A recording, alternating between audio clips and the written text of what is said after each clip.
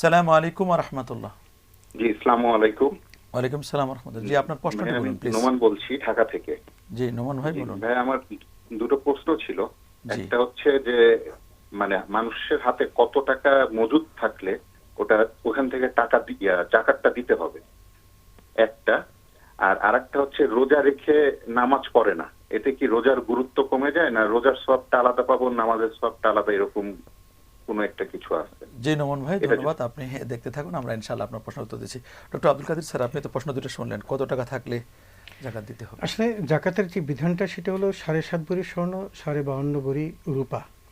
কিন্তু গরিবের প্রতি আপনি যদি এহসান করেন তাহলে আপনাকে রূপাটাই ধরতে হবে, এবং রূপার যে মূল্য সেই মূল্য অনুসারে বর্তমানে 70 থেকে 80 হাজার টাকা যদি কারো কাছে এক বছর মজুদ থাকে তাকে জাকাত দিতে হবে। এখন তো আর 70-80 নাই, কারণ স্বর্ণের দাম বেড়ে গেছে, মনে করেন 2,60,70, আর রৌপ্য এখন প্রায় 5,000-7,000 টাকা ভরি। তো এখন তো 52 অনেক, প্রায় 2.5 থেকে 3 লক্ষ টাকা থাকতে হবে। 3 লাখ টাকা থাকতে হবে এখন। দুটা তো স্ট্যান্ডার্ড মাপকাঠি হিসেবে আমরা স্বর্ণ ধরতে পারি, রৌপ্য ধরতে পারি, তবে যেখানে গরিবদের উপকার হবে, গরিবের দিকে উপকার হবে যে রূপাটা ধরা হবে। কিন্তু সুযোগ আছে, কেউ যদি স্বর্ণ দিয়ে স্ট্যান্ডার্ড ধরে যদি কেউ দিতে চাইতে দিতে পারবেন। অবশ্যই দিতে পারবেন। আর রোজা রেখে একজন ব্যক্তি রোজা রাখলো কিন্তু নামাজ পড়লো না, আসলে রোজা রাখা আর নামাজ পড়া দুটো কিন্তু ভিন্ন ইবাদত।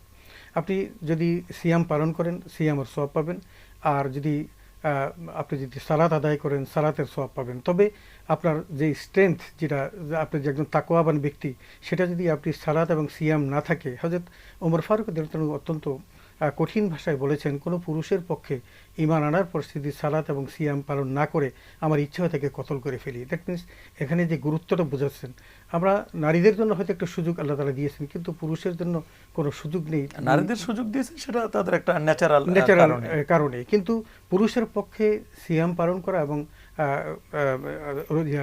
সালাত আদায় করা, মান তারাকা সালাতা মুতাআম্মিদান ফাকাদ কাফার, এটা অত্যন্ত গুরুত্বপূর্ণ একটা কথা। কেউ যদি ইচ্ছাকৃতভাবে সালাত ছেড়ে দেয় তাহলে সে কুফরি করল বা কাফের হয়ে যাবে।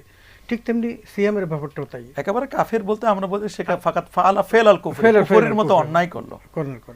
তো সেই হিসাবে যিনি সিয়াম পালন করবেন, সিয়ামকে যদি গুরুত্ব দেন তাহলে তিনি সালাতকে গুরুত্ব দেবেন, এটাই হলো মূল কথা।